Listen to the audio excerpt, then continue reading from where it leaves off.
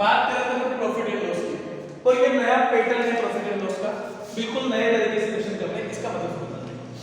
A vendor bought apples at 7 4 rupees 2, मतलब एक vendor जो खरीदता है एप्पल 2 रुपए के साथ, 2 रुपए के साथ एप्पल के साथ से वो क्या खरीदता है, एप्पल खरीदता है। मतलब समझो इसका मतलब है क्या समझना कि 2 रुपए में 7 एप्पल खरीदता है। 2 रुपए में कितने एप्पल खरीदता है? तो आप मुझे बताइए 1 रुपए में कितने खरीदेगा? 1 रुपए में कितने खरीदेगा? 7/2। 1 रुपए में कितने खरीदेगा? 7/2। ऐसे मेरे बच्चों आपको एंड सोल्ड दे 8 4 रुपीस 3, और 3 रुपए में कितने बेचता है? तो 3 रुपए में बेचता है 8 एप्पल। तो बताओ 1 रुपए में कितने एप्पल आएंगे?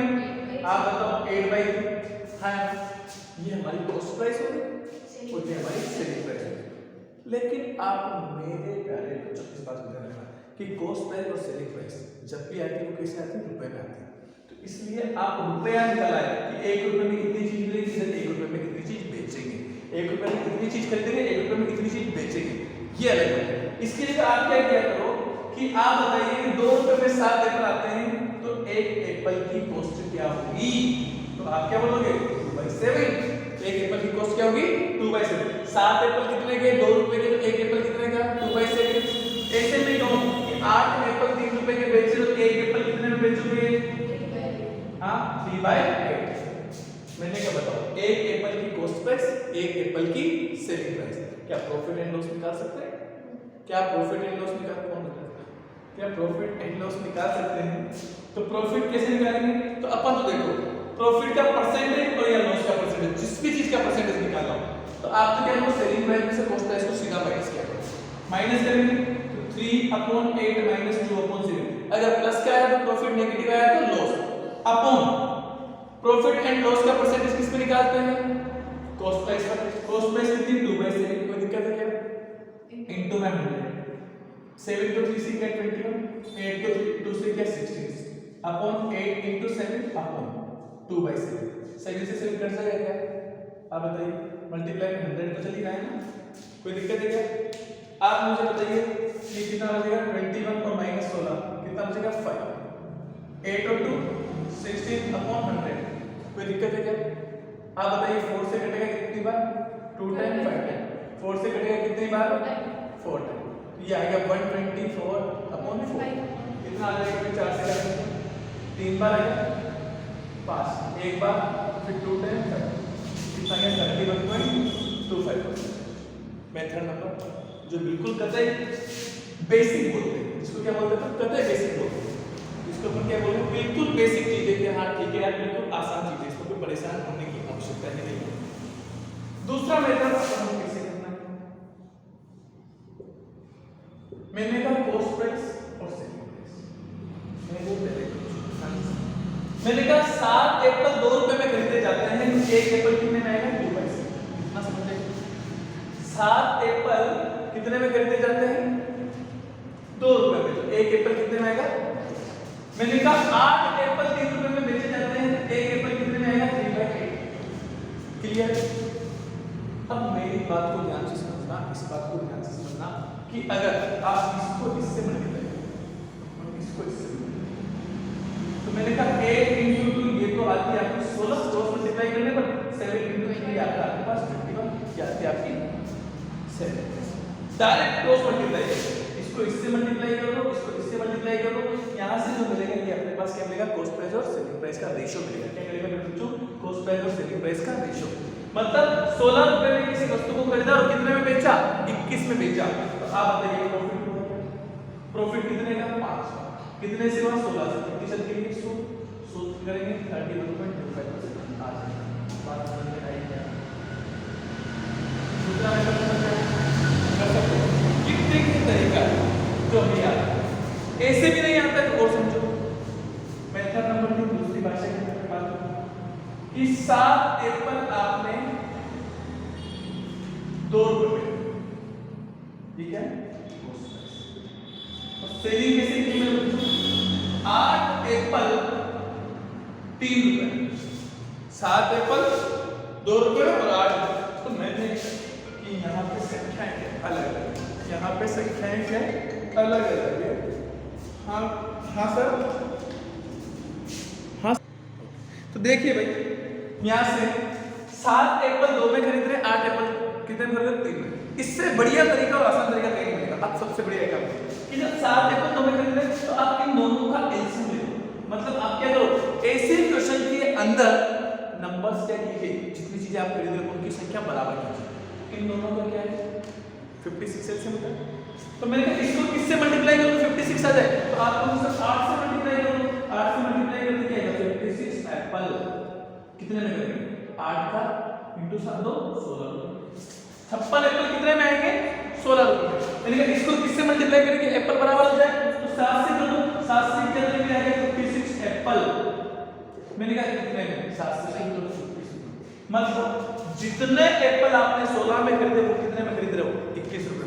मतलब 16 रुपए की वस्तु कितने में बेची, 21 में 16 रुपए की वस्तु कितने में बेची, बताओ प्रॉफिट हुआ कि लॉस? प्रॉफिट कितने का 5 का किससे होगा 16 से इंटू में। बात पकड़ में है क्या? मुझे उम्मीद है अगले क्वेश्चन की धज्जियां से आप सेकंडों में उड़ा सकते हैं, अगले क्वेश्चन की धज्जियां आप सेकंडों में उड़ा सकते हैं, इसमें कोई दिक्कत नहीं आएगा। देखो a vendor buy 9 bananas 9 bananas 4 rupees 8। मैंने कहा 9 बनाना कितने के 8 के, इतना समझते हैं 8 रुपए लिखना थोड़ी होता इतना, सेकंड में देख लेते हैं। सेल्स 8 for 9 रुपीस और बेचे कितने 8 बनाना कितने में 9 रुपए में। 9 बनाना 8 में, 8 बनाना 9 में। आप मुझे बताओ बनाना की संख्या बराबर कर लो, कर ले तो इसको 8 से मल्टीप्लाई कर दो, इसको 9 से कर दो तो कितना आएगा, तो यहाँ आएगा 72। 8 से किया तो कितने में 64 रुपए में, और मैंने कहा इसको 9 से करूंगा तो 72 बनाना कितने में आएंगे, इधर कितना 81। 64 रुपए की वस्तु कितने में बेची 81 रुपए में, 81 में बेची। आप बताइए प्रॉफिट हुआ कि लॉस? प्रॉफिट हुआ। कितने का हुआ? मैंने कहा बताइए, यहाँ से 70 रुपए से कितने से हुआ 64 से, परसेंटेज की मल्टीप्लाई बाय 100। कोई परेशानी नहीं क्या? मुझे नहीं लगता आपको कोई दिक्कत आने वाली है। शायद ऐसे क्वेश्चनों को आप सेकंडों मात्र में लगा सकते हैं। हाँ या ना? क्या तीसरा क्वेश्चन करके दिखाएंगे क्या? तीसरे क्वेश्चन के बारे में सोचेंगे कितना आंसर आएगा। देखो a person boat pencil, a person boat a person bought pencil box at the rate of ₹7 for 5 pencil। मैंने कहा एक पर्सन है उसने पेंसिल खरीदी है 7 पेंसिल, 5 पेंसिल खरीदी कितने रुपए में 7 रुपए। 5 पेंसिल कितने में खरीदी है 7 में, ठीक है। he sell them at 7 pencil at ₹9। मैंने कहा 7 पेंसिल किस कॉस्ट से बेची है 9 के हिसाब से बेची, मतलब 5 पेंसिल का बॉक्स तो 7 रुपए में और 7 पेंसिल 9 रुपए के हिसाब से बेची। ये खरीदने वाली ये बेचने वाली, आप बताइए दोनों कैसे 35। तो मैंने कहा 7 को 5 से करूंगा बताओ 35 पेंसिल कितने में आएगी 49। 5 को इससे करूंगा तो बताओ 35 पेंसिल कितने में बेचोगे तो 45। बताओ 49 रुपए की वस्तु अगर 45 से बेचे तो बताओ लॉस हुआ कि प्रॉफिट? लॉस हुआ। लॉस कितने का हुआ 7 रुपए का। लेकिन आपसे कैसा पूछेंगे क्वेश्चन, क्या परसेंटेज ऑफ लॉस पूछा? नहीं पूछा। अब ध्यान से समझे मेरे प्यारे बच्चों, अब ध्यान से समझे, अब मेरी बात ध्यान से कि he earns ₹16 as loss, उसको लॉस कितने का हुआ 16। मैंने कहा क्वेश्चन कितने की बोल रहा है 16 रुपए का लॉस। तो क्वेश्चन क्या बोल रहा है, मैंने कहा क्वेश्चन का हिसाब बटा अपना हिसाब। मैंने कहा अपने को लॉस कितने का 4 का। पूछा क्या find the number of pencil. मैंने कहा बताओ पेंसिल बेची और खरीदी कितनी थी 35। पेंसिल तो अपने पास 35 थी, तो मैंने कहा संख्या जिसकी पूछी उससे गुणा। बताओ 4 से कट गया कितनी बार 4 बार, ये कितना है 140। बताओ कोई दिक्कत है क्या? मैंने कहा मेरा एक पैटर्न है और इस एक पैटर्न ने दुनिया को बुला रखा है, इसी की वजह से सब ज्यादा फेमस रहा है। हां क्वेश्चन का हिसाब बटा अपना हिसाब, जो पूछा जाए उससे गुणा। दुनिया के हर क्वेश्चन को लगा पाओगे। हां ऐसा कोई क्वेश्चन नहीं है जो नहीं लगेगा, काफी क्वेश्चन इससे लगेंगे तो काफी यूजेबल है। इसी चैप्टर के अंदर नहीं हर चैप्टर के अंदर इससे यूज करेंगे ना भाई। क्वेश्चन का हिसाब बटा अपना हिसाब, जो पूछा जाए उससे गुणे। तो दिक्कत है क्या? आसान था, ठीक है। देखिए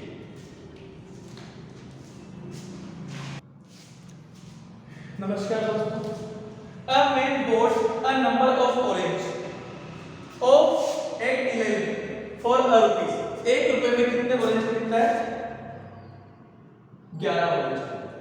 ठीक है, और ये क्वेश्चन है ना, इसके अंदर आया सीजीएल 2016 के अंदर, सीजीएल का क्वेश्चन। तो a man bought a number of orange at 11 for a rupees and an equal number at 9 for a rupees। ठीक है, इक्वल नंबर नहीं आना चाहिए, एंड इक्वल टाइप या सेम टाइप ऑफ ऑरेंज ना, ये सब तो 9 for a rupees। क्लियर? मतलब पहली बात हो रही है कि एक आदमी है, इसने 11 ऑरेंज 1 रुपए के साथ खरीदी एंड उसी टाइप की 9 ऑरेंज दोबारा फिर खरीदी, वो भी किसके? 1 रुपए के साथ। ये सब क्या कर रहा है? खरीद रहा है। A man bought a number of orange at 11 for a rupees and an equal number at 9 for a rupees। मतलब उसी टाइप के अपन ने और ऑरेंज खरीदी 9, वो भी कितने में? 1 रुपए के। ही मिक्स, उन्होंने उसको सबको क्या कर दिया? मिक्स कर दिया। उन सबको क्या कर दिया? मिक्स कर दिया। नहीं आ सकता? दोनों ऑप्शन सेम दे दिए, हो सकता है एक का लॉस हो, एक का लॉस एक का लॉस बस मार्केट परेशान कर ऑप्शन तो करते बन जाता है। ठीक है, ये प्रॉफिट लॉस होता है। Okay, he mix the two, इन सबको उसने क्या किया? मिक्स कर दिया and sold at 10 for a rupees। और उसने क्या किया? सबको मिक्स किया और 10 अपन ने बेची, इसके हिसाब से 1 रुपए 10 बेची, इस हिसाब से 1 रुपए। तो फाइंड द प्रॉफिट और लॉस। तो एक बच्चे के दिमाग में तो आगे बात है कि सर पहले 1 रुपए की 11 एप्पल खरीदे, 11 ऑरेंज खरीदे, फिर दोबारा 1 रुपए के 9 खरीदे, तो 2 रुपए में कितना है?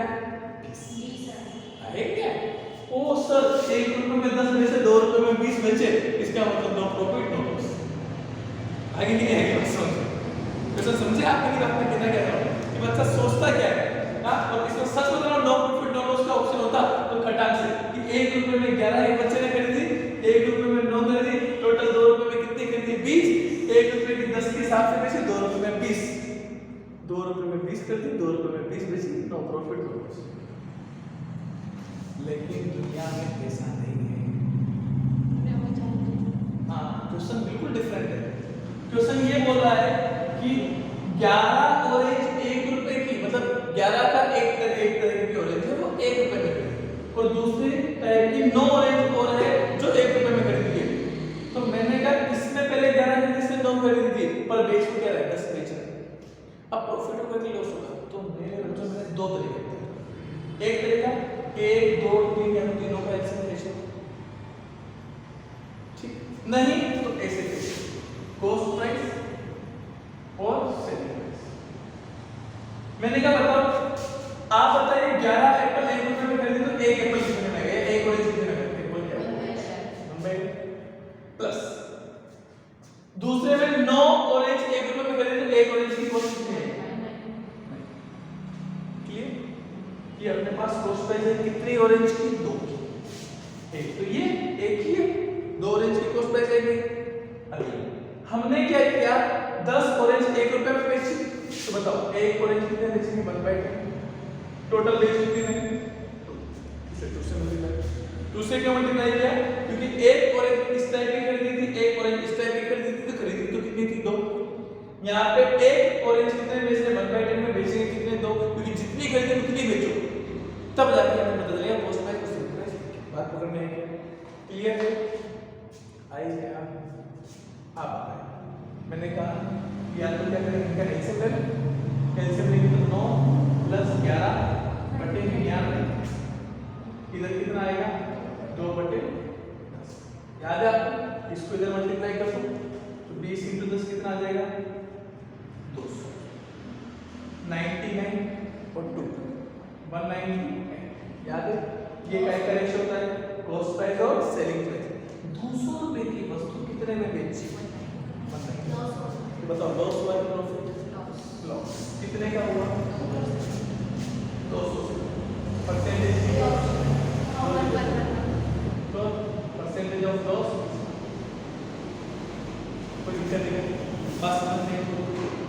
क्वेश्चन समझ में आया, हम कर सकते थे कैसे क्वेश्चन। एक दूसरा तरीका ये भी हो सकता था कि मैंने कहा 11 9 10 का तीनों का एलसीएम ले लेते। हाँ तीनों का एलसीएम कितना आ जाता बता सकते हैं क्या?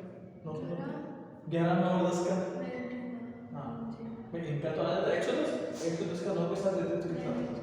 नहीं जी तो एलसीएम से काफी लंबा होता है तो ऐसे बेसिक से ठीक है, इजी है, कोई दिक्कत नहीं। अगला question, some fruits are bought at rate of 11 for 100 rupees। मैंने कहा some fruit खरीदे 11 फ्रूट कितने के 100 रुपए के हिसाब से and an equal number at a rate equal number at a rate 9 for 100 rupees। मतलब उसी टाइम के 9 फ्रूट्स वापस से खरीदे कितने 100 रुपए से। बस समझ में आया? If all the fruits are sold at for 10 rupees 100 मतलब बेचे कितने के 10 फ्रूट्स बेचे कितने के 100 रुपए के हिसाब से। बात समझ में आई क्या? सेम उसी पैटर्न का क्वेश्चन है क्या आप मुझे बताइए। सेम होगा वही क्वेश्चन है क्या, बस यहाँ पे 1 रुपए दे रखा था, जिंदगी में आज कितना हो गया 100। कोई दिक्कत आएगी क्या आपको? कर सकते हैं। अगला, a man bought a number of orange at 6 for rupees 9। मैंने कहा 6 ऑरेंज कितने में 9 रुपए के अंदर and an equal number at 5 for a rupees for a rupees ही है यहाँ पे वाले हिसाब से इसको एक बार चेक कर लेता हूँ। for a rupees एक व्यक्ति ने 1 रुपए के 6 संतरा खरीदे। यहाँ पे भी a है नहीं है a है तो 1 रुपए के है ना। एक व्यक्ति ने a man bought a number of orange at 6 for a rupees and equal number at 5 for a rupees। इस बार कितने संतरा 5 संतरा 1 रुपए के हिसाब से। कोई दिक्कत है क्या? He mixed the two इन सबको मिक्स करते हैं and sold 11 for 2 rupees। तो 11 संतरा किसके साथ से बेचे 2 रुपए के साथ से। बात समझ में आ रही है क्या? कोई दिक्कत है क्या? If the loss is rupees 2, अब आपको आज के दिन क्या दे रखा है? Find the number of total orange। क्या निकाल सकते हैं क्या? Find the number of total orange निकालेंगे। तो मैंने एक चीज बताई थी क्या टोटल ऑरेंज निकालने का तरीका कैसे था। याद करो अभी एक क्वेश्चन अपन ने किया था, मैं एक छोटा सा क्वेश्चन वापस एक बार फिर एग्जांपल से समझाता हूं, पूरी बात क्लियर कर देता हूं। मैंने कहा जब भी आपको संख्या फाइंड करनी हो तो मैंने कहा संख्याएं कैसी करनी होगी बराबर करनी होगी। संख्या कैसी करनी होगी बराबर। एलसीएम लेना पड़ता है ना, एलसीएम कैसे लेंगे देखो सुनना। मैंने कहा 6 वस्तुएं 1 रुपए के अंदर, 5 ऑरेंज इसके अंदर, अब 11 कितने बेचने 2 रुपए के अंदर। तो मैंने कहा 6 5 11 का एलसीएम करो। 6 5 30 मैंने कहा हम कितनी वस्तुएं खरीद रहे हैं, मान लो 330 वस्तुएं एक बार खरीद। तो मैंने कहा 6 के हिसाब से खरीदने समझना कितना आएगा 6 5 30 6 5 30 55 रुपए की आएगी। कितने रुपए की आएगी 55। कोई दिक्कत? ये 5 से कर दूंगा कितनी बार 6 बार फिर 6 बार 66। तो मैंने कहा यहाँ पे 330 वस्तुएं कितने की आएगी 66। मैंने कहा आपने टोटल कितनी वस्तुएं खरीद ली, आप लोगों के 660 खरीदी। कितनी खरीदी कितने में खरीदी 6 और 5 11 120। किसी को कोई परेशानी है क्या, कोई दुख है?